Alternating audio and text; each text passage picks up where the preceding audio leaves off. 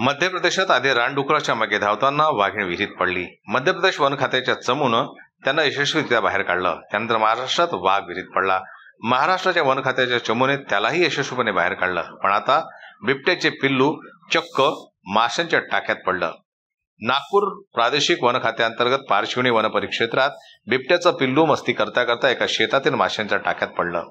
शेतात अनेक जण टाक्यात माशांचे बीज टाकून माशांचे उत्पादन घेतात।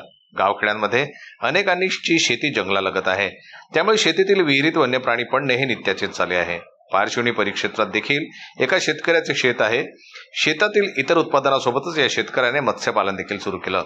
त्यासाठी शेतातच त्याने टाका तयार केला आणि त्या ठिकाणी मत्स्यपालनाचा व्यवसाय सुरू केला। बिबट्याचं पिल्लू खेळत असताना टाक्याजवळ आलं आणि टाक्यात पडलं। माशांचे टाके पाहण्यासाठी शेतकरी गेला असता त्याला टाक्यात बिबट पडलेला दिसून आला। शेतकऱ्यानं वन खात्याच्या स्थानिक कार्यालयात ही माहिती दिली। त्याला बाहेर काढण्यासाठी वन परिक्षेत्र अधिकारी अनिल भगत यांनी नागपूर येथील सेमिनर हिल्सवरील ट्रान्झिट ट्रीटमेंट केंद्राला मदत मागितली।